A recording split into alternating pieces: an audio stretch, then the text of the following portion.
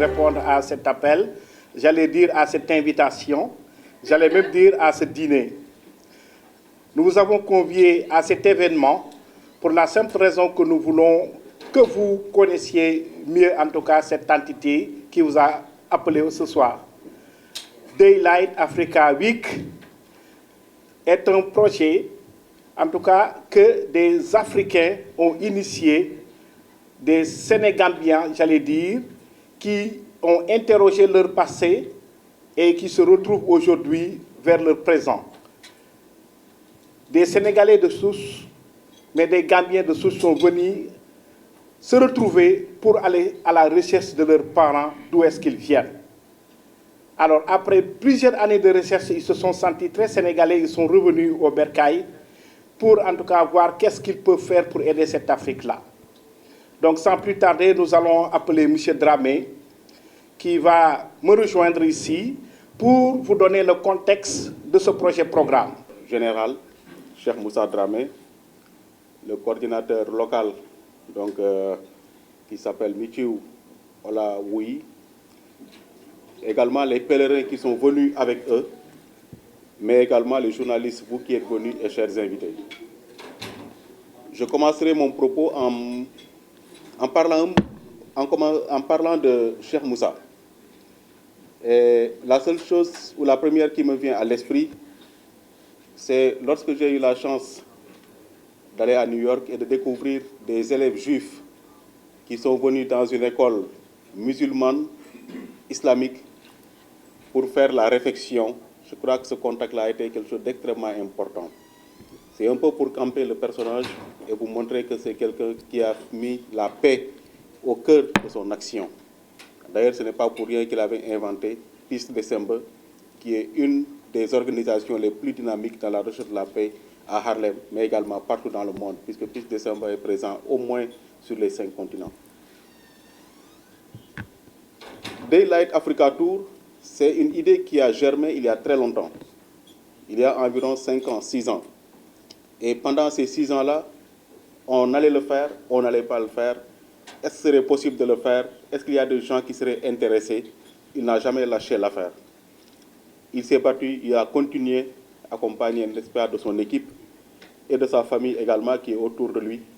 donc pour pouvoir monter Daylight Africa Tour, qui est un événement extrêmement important parce qu'il faut reconnecter ceux qui ont été déconnectés du continent à leur continent mère. On a parlé de la porte du non-retour, mais maintenant on a montré que le retour était possible. Ce retour-là, surtout en Afrique de l'Ouest, avec des gens qui se sont sentis extrêmement proches de l'Afrique de l'Ouest, notamment le Sénégal et la Gambie, et qui ont pensé qu'il était possible de revenir ici,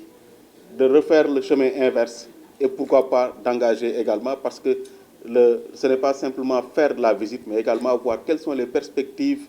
donc, de collaboration qu'il peut y avoir sur le plan de l'éducation, sur le plan de l'économie et d'autres choses. Ça commence petit peut-être, mais on sait que ça sera très grand. Parce qu'il a fallu le rêver, il l'a rêvé et il l'a fait. C'est également pour changer le regard, parce que très souvent, on a vu que dans beaucoup de pays, donc surtout en Amérique, on a des images qui viennent de l'Afrique, mais qui sont parties de l'Europe. Donc c'est par le prisme de l'Europe qu'on a des images de l'Afrique. Et certains parmi ceux qui sont venus, les pèlerins, vous disent que ce que l'on pensait avoir trouvé en Afrique est différent de ce qu'on nous avait montré. Que l'Afrique, ce n'était pas seulement des guerres, ce n'était pas de la famine, ce n'était pas forcément des conflits, mais qu'il y avait des choses également, et surtout il y avait de l'espoir. Et cet espoir-là, il faut avoir la force de pouvoir l'utiliser. C'est également un moment, parce que Cheikh a voulu venir en amenant avec lui une dame, une très grande dame, qu'on appelle Queen Mother. Ceux qui sont africains, américains, ceux qui vivent à New York la connaissent très bien. C'est une dame qui a passé plus de 50 ans, 60 ans aux Nations Unies. C'est une dame qui a partagé le repas et qui a partagé également la table avec tellement de chefs d'État africains et qui a beaucoup joué donc, son rôle pour permettre à l'Afrique de pouvoir exister quelque part aux Nations Unies. Et je pense que c'est pour ça que sa venue est extrêmement importante. Je vous demande de l'applaudir. Elle viendra faire un petit témoignage et vous verrez. Quand elle est venue, quand elle est entrée, elle a dit cet hôtel s'appelle Teranga. Et je pense que si elle s'est souvenue que cet hôtel s'appelait Teranga, cela signifie beaucoup de choses. Je pense que c'est important. Ce jour est extrêmement important également. C'est vrai qu'il y a beaucoup de corollaires qui ne sont pas très intéressants, notamment les inondations, mais quand même il y a la pluie. Et la pluie, c'est un symbole. Si la pluie est ce qui apporte la joie, si la pluie, c'est ce qui peut apporter également le développement, si la pluie, c'est ce qui réunifie, si la pluie, c'est ce qui fait revivre, encore une fois, je pense qu'il y a de l'espoir. On vient de semer une graine, et cette graine-là, on pense qu'elle ira très loin. En tout cas, c'est le souhait que nous avons. Et pour terminer mon propos, parce que je sais que je suis très bavard, si vous me permettrez de remercier encore une fois Cheikh Moussa d'avoir pensé à le faire et d'avoir pris le risque et surtout d'avoir fait l'effort de faire venir des personnes ici. C'est très important pour nous, c'est très important vraiment pour notre communauté. Remercier également Revina Tour. Je pense qu'ils ont joué un rôle extrêmement important dans l'organisation. Sans eux, quand même, je pense qu'il y a beaucoup de choses qui auraient pu avoir des difficultés à se mettre. Et rendre un hommage mérité à Michiou Olaweli. Je pense qu'il faut l'applaudir pour le travail gigantesque qu'il a fait. Tout ce qu'il a fait pour que cela puisse se réaliser. Parce qu'on est le premier jour, on va faire le tour, aller à Gorée, aller dans tous les lieux de mémoire du Sénégal et surtout aller en Gambie également. Parce que nous pensons que cette connexion-là est extrêmement importante, parce qu'on ne voit pas le Sénégal, mais on voit la Sénégambie comme étant une seule et unique entité, et que la colonisation n'a pas le droit de nous séparer, et nous ne devons pas l'accepter. L'intégration, c'est d'abord par le bas. Et c'est ça qui justifie même la Transnational Family Reunification, c'est-à-dire la réunification de la famille transatlantique. Une partie est en Gambie, une partie au Sénégal, l'autre partie aux États-Unis. Il faut les réunifier maintenant. Et je terminerai cette fois-ci, et là vraiment je termine, en remerciant Salif Ka. Je pense qu'il mérite quand même des applaudissements pour tout le travail de coordination qu'il a fait pour nous permettre d'avoir donc ce panel de journalistes et surtout pour nous permettre de communiquer beaucoup sur cet événement-là. Et je pense que c'est extrêmement important, donc nous le remercions encore une fois. Madame, Messieurs, je pense que j'ai été extrêmement bavard et comme dit l'autre, quand vous parlez, il faut avoir pitié des gens qui vous écoutent. Et comme j'ai pitié de vous qui m'écoutez, donc je vais tout simplement rendre le micro. Je vous remercie de votre attention. dañoo ñëpp si suñu réew dañoo ñëpp si suñu dëkk dañoo ñëpp si ci suñu aada dañoo ñëpp si ci lépp loo xam ne mooy yàlla lim ñu boole léegi ñun ñu ngi kër fii duñu fi ay gan duñu fi ay étranger ñu ngi sant yàlla bu baax ci xéwal gi nga xam ne yàlla xéwale nañu ko jox ñu fan woo xam ne jox nañu ko ba mën a ñëw fii ndax fii fi la ñu dëkk léegi dama bëgg a sant Mr Sy dama bëgg a sant Mr Diop Olaweye ak Dr Dramé organisation bi ñu def fii mbégteel na ñi ñëw fii lépp léegi nañ leen jox loxo mais léegi dañoo ñëw fii ndax fii mooy suñu kër fii mooy suñu réew fii mooy suñu dëkk suñu aada suñu cosaan ñun duñu fi gan duñu fi étranger li ñu fi indi nag du càggat xam-xam moo ñu fi indi wala alal wala leneen dañoo gëm ne ñëpp war nañoo ñëw Sénégal war nañoo ñëw feneen ndax comme ça léegi image bi nga xam ne moom la adduna bi di gis ci lu jëm ci Afrique image boobu image bu négatif la image boo xam ne ku ko gis doo bëgg a ñëw Afrique wala boo ñëwee da nga yaakaar ne boo ñëwee ñu ray la wala boo ñëwee am problème wala boo ñëwee jaan yi màtt la waaw wala yooyu màtt la ñu ci bëree bëri ragal ndax léegi loolu lañ leen jox waaw Afrique réew mu ñàkk la réew moo xam ne dañoo xeex ci affaire religion affaire lu nekk bu ko defee duñ nangoo ñëw ñu ci bëree bëri ba nga wax ne damay dem Afrique dañu yaakaar ne yow da ngay dem xaru ji dégg nga ko loolu nag ñun moom la ñu bëgg a sensé dañoo wax ne léegi li tax bis bii jóg mooy man juróom-benni at yee man maa tukki woon ci East Afrique dem ak réew yu bëri ci East Afrique benn bis ci ngoon ma déparé Kenya di dem Tanzania ñuy dawal noonu ci ngoon gi jant di so jant bi maanaam léegi rafetaayu so bi dégg nga ko di jam ci montagne yi léegi ma wax dara kii dawal ne ko nag taar bii adduna bi xamuñu ko ci Afrique parce que li ñu gis ci Afrique mooy guddi mooy lëndëm léegi nag lii mooy taar boo xam ne dañ ko war a léegi ko siiwal naka lañ koy defee mooy dañuy léegi promoter nit ñi pour ñëw Afrique gisal ko seen bopp du rek léegi li keneen wax wala li keneen bind mais dañuy ñëw gisal ko seen bopp ndax léegi li dëgg mooy li ëpp ci image yi ñuy yónnee bitim réew ñi koy def mooy compagnie yi nga xam ne dañuy laaj xaalis sarax pour maanaam xale bi amul dàll xale bi amul yaay xale bi amul li amul laa dañuy soxla xaalis di ko def commercial ci fu nekk àdduna bi su ko defee ñuy leen di jox xaalis loolu moo tax ñuy ko def léegi nag ma ne leen même loolu bu dee dëgg la itam am na genn wàll goo xam ne waxuñ ko genn wàll googu nag moom la ñuy tuddee ci bëccëg comme yow guddi lañ leen di wan ñun bëccëg la ñuy indi moo tax ñu tuddee ko daylight mooy bëccëg leeru bëccëg li ñu tax a ñëw fii nag mooy comme adduna bi ñu leen di wan ak guddi gu lëndëm ñun li ñu wax mooy bëccëg bu leer ne leen Afrique comme mu ngi mel nii ndax bi ñu toogee fii benn waay ne na léegi suñu reer bii ñuy defee fii ci Dakar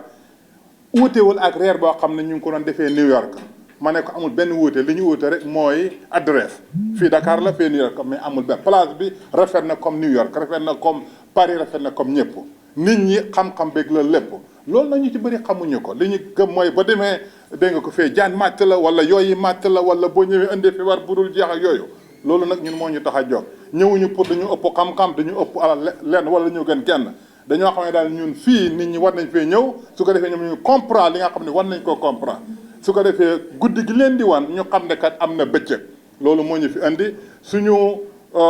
jubluwaay nag mooy at mu jot li ko dalee le 2 septembre ba le 10 septembre at mu jot ñu ñëw fii le 2 septembre ba le 10 septembre tey jii suba lañ koy lancé bu ñu ko lancé nag ñun bu ñu delluwaatee léegi Amérique li nga xam ne mooy suñu jubluwaay rek mooy adduna bi yëpp yëg ko journal yeeg télévision yeeg ñi yore affaire social media ñëpp ñu xam ne kat affaire bi lancé nañ ko te at mu jot dina am. léegi waaw. léegi ñi fi jot a ñëw. waaw. ñaata doomu réew Afrique yi cosaanu Afrique ñi nga xam ne Afrique la ñu juddoo ñoom. donc léegi cosaanoo seen maam. waaw 17 personnes yoo xam ne africain la ñu cosaanoo. ban dëkk ci fii wala. ci léegi am na Sénégal Gambie Nigeria ñoo ci ñi ci ëpp Sénégal Gambie Nigeria am na ci ñoo xam ne suñu bokk américains yi def nañ DNA ñoo xam ne Sénégalais ñoo xam ne Nigeria ñoo xam ne West Africa la fii daal ñu fi ñëw ñëpp West Africa lañ béy ko. mais ñoom bu ñu ñëwee est-ce que jot nañu gisee seen i mbokk wala seen i cosaan quoi ñoo xam ne seen cosaan seen mbokk lañ est-ce que ñoom jot nañu gisee. waaw comme léegi nañ wax ci man ndax man. maa ngi baxee koo Dakar le 26 août 1986 laa départ fii dem New York boobu bii mooy première fois ma dellusiwaat tey bi ma ñëwee ba léegi sama mbokk yi ñu ngi may téléphoné ñoo xam ne mosuñ may gis sama jarbaat yeeg sama doomu rakk ñëpp ñu ngi ñëw am na ñoo dajee fa man ñu bëri na xam naa ne incha allah bu ñu xam ne ñoom ñëw nañ fi dañ leen woo léegi laaj leen. donc ngeen ànd ak ñi ngeen ànd ak ñi est-ce que am na ay mbokk wala dañu mën a gis seen mbokk Gambia wala Nigeria. waaw parce que bu ñu déparé fii léegi dañuy dem Gambie te même bi ñu nekkee fii itam léegi am na ñaari réew yoo xam ne li ñu def fi ñoom ñu ko def Tanzania am nañu fa groupe boo xam ne ñoom itam ñu ngi ubbi Daylight Africa ci Tanzania léegi ak itam léegi Sierra Leone ñoom itam am na fa groupe ku fay ubbi loolu. li may bëgg a mujjee rek balaa may kii damaa bëgg nit ku nekk la muy def pour nga xam ne gëm na ko da ciy boole ay mbokkam sama jabar ak sama doom yi ñu ngi fi dama bëgg ñoom ñu taxaw Sherina Mohamed Amina Mariam stand up. ñëw leen fii ñëw leen fii.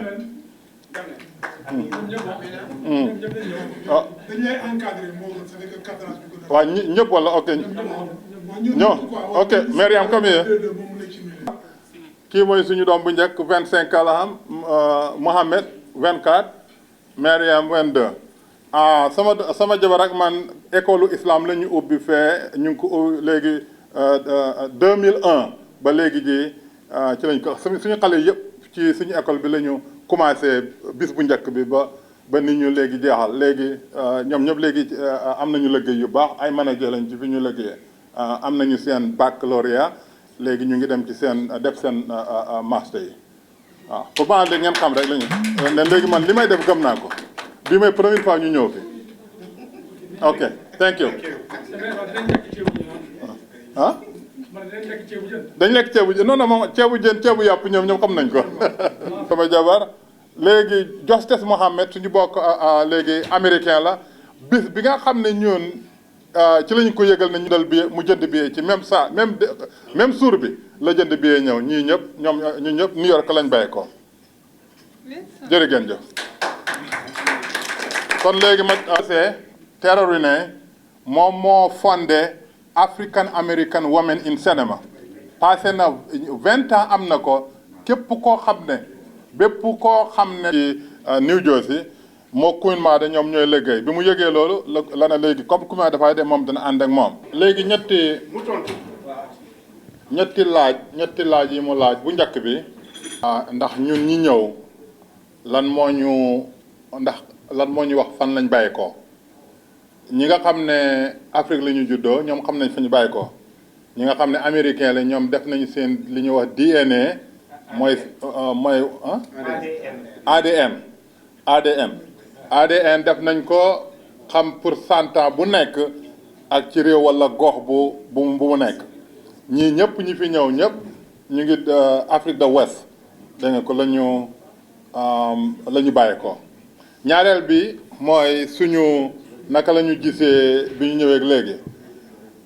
mbégte moo xam ne passé na donte xamoon nañ Sénégal réewu triangle la adduna bi yëpp xam nañ ko mais nag coordination bi nga xam ne am nañ ko ñi ñu dalal ak fi ñu dem waxtaan yeeg lépp ñëpp jamono bu ne maa ngi leen di laaj naka la mel ci ñoom ñu ne passé na li ñu doon séenu donte ñoom waxoon nañ leen ne Sénégal réewu triangle la waaye ñoom maanaam li ñu gis moom passé na li ñu doon séenu kon ñoom bég nañ ba noppi te dañoo commencé bees rek ñetteel bi mooy procès mu ne affaire Gorée Island waaw Gorée Memorial Gorée Island léegi bi may wax fii bi may njëkk a wax li ma fàtte mooy Daylight Africa ñetti component la bu njëkk bi wax naa ko Daylight Africa li ko tax a jóg mais ñaareel bi dañoo dem Nations Unies comme ni ko docteur Dramé waxee ne léegi buntu bi nga xam ne moo nekk ci Gorée Island ñu ngi ko tuddee woon buntu boo xam ne kenn ku fa dugg ku nekk dootoo génnati ndax boo jëlee sa tànk dugg ci bato bi jeex na léegi nag